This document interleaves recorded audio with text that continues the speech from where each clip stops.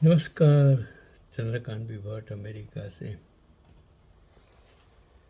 कितनी सारी हस्तियां दुनिया भर में जन्मी, काम किया, समाज, देश, कुटुंब, सबके लिए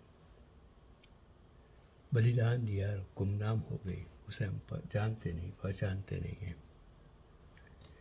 सिर्फ जो लोग कुछ भी नहीं किया अपनी वाहवाही के लिए आज विज्ञान टेक्नोलॉजी के युग में, सोशल मीडिया के युग में अपनी वाहवाही करते हैं। तब मैंने सोचा कि ऐसे लोग जो भूतकाल में जिन लोगों ने काम किया हो, बलिदान दिया हो, एक ऐसा इंसान 1842, आज तो 2025 है। मैं खंडवा जिले के बड़दा गांव में जन्मे टंटिया बिल, उसको टंटिया मामा कहते थे, एक भारतीय स्वतंत्रता सेनानी थे। स्वतंत्रता सेनानी, फ्रीडम फाइटर्स हम कहते हैं, जिन्हें भारतीय रॉबिन हुड भी कहा जाता है। 1857 के भारतीय विद्रोह के बाद अंग्रेजों ने बेहद कठोर कार्रवाई की, जिसके बाद ही टंटिया बिल ने अंग्रेजों के खिलाफ लड़ना शुरू किया।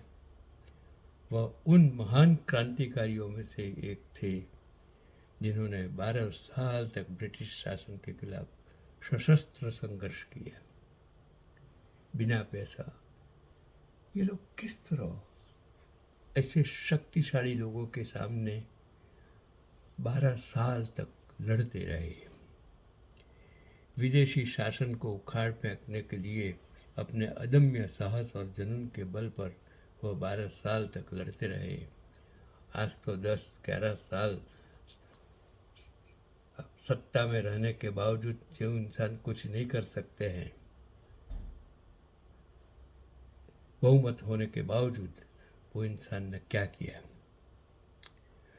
12 साल तक लड़ते रहे और आदिवासियों और आम लोगों की भावनाओं के प्रतीक बने। वह ब्रिटिश सरकार के सरकारी खजाने और उनके चाटुकारों की संपत्ति को लूटकर गरीबों और ज़रूरतमंदों में बांट देते थे। और आज के सत्ता में बैठे लोग गरीबों के पैसे लूट कर धनवानों को दे रहे हैं, अपना पेट पालते हैं, अपने चमचों को खिलाते हैं। जाने दो।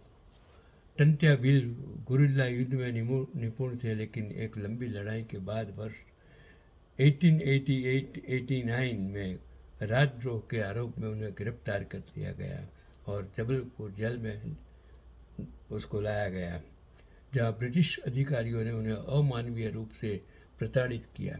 कितनी यातनाएं इन लोगों को दी गई होगी और उन्होंने सहन की होगी।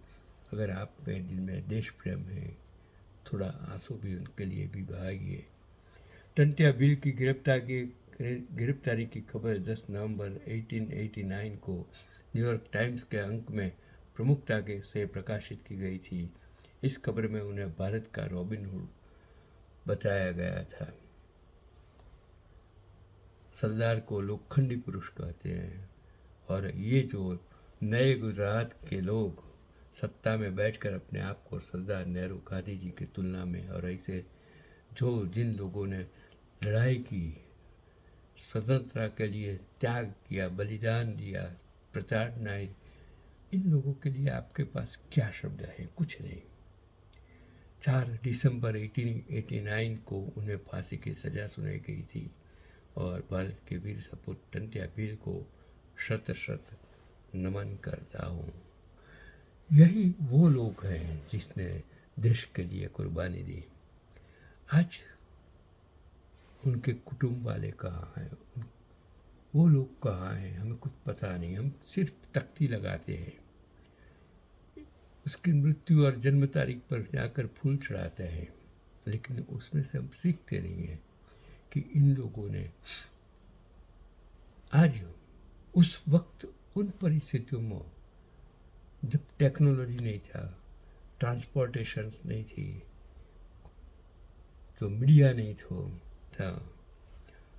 कुछ वेपन्स नहीं थे, तब किस तरह फाइट की होगी और सत्ता के सामने लड़ना कोई सामान्य बात तो नहीं है।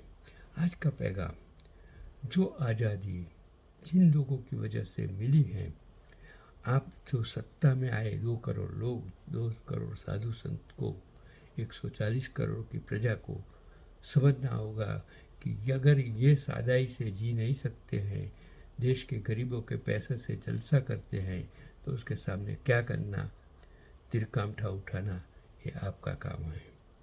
उसको सबक सिखाना, क्योंकि वो अंग्रेज नहीं है, वो मुग़ल नहीं है, वो अपने आपके ही लोग हैं जो आपके पैसों से तागड़ जिंदा करते हैं। वो तो मुग़ल थे, वो तो अंग्रेज़ थे। मुग़लों ने तो यहाँ सब कुछ छोड़ दिया, अंग्रेज़ तो लूट कर ले गए, लेकिन ये तो आपके हैं जिनको आपने छूटा। वो